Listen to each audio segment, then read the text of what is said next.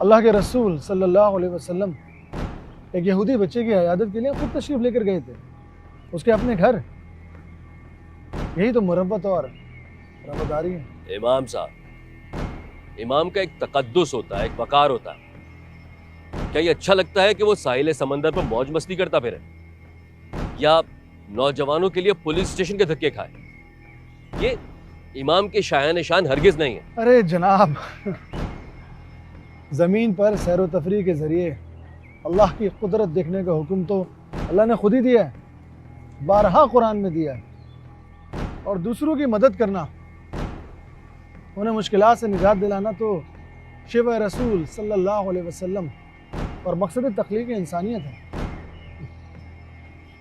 اس پر میں عار نہیں بلکہ فخر محسوس کرتا ہوں۔ مگر امام صاحب، یہ بھی بتایا گیا ہے کہ آپ غیر مسلموں کے ایجنٹ ہیں۔ اطلاع تو یہ بھی آئی ہے کہ 2 عیسائیوں نے مسجد میں آپ کے ساتھ قیام کیا تھا۔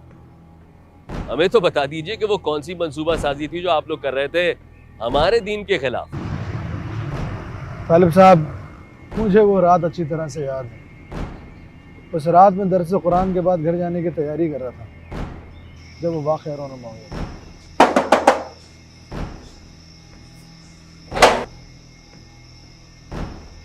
جی، کون ہے آپ لوگ؟ جی میں جون اور یہ ریچرڈ، پلیز ہمیں اندر آنے دیں، وی نیڈ یور ہیلپ۔ میرے خیال میں آپ دونوں کا تعلق عیسائی مذہب سے ہے۔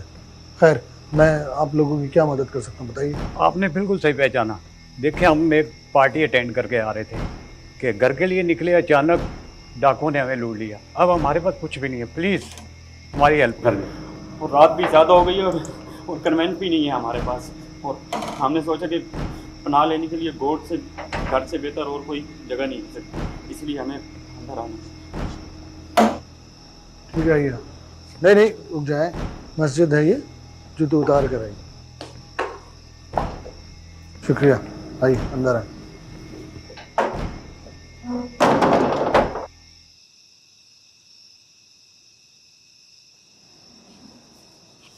بیٹھیے بیٹھیے بیٹھیے بیٹھیے جناب، بیٹھیے۔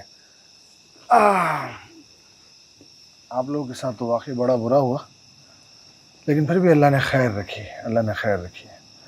میں بھی بس آج ہی اتفاقاً رک گیا تھا یہاں اتنی دیر تک، ورنہ میں چلے جاتا ہوں یوزلی۔ بہرحال یہ فون لیجیے، اور گھر میں جس کو بھی اطلاع دینا چاہیں اس کو فون کر دیجیے۔ بہت شکریہ۔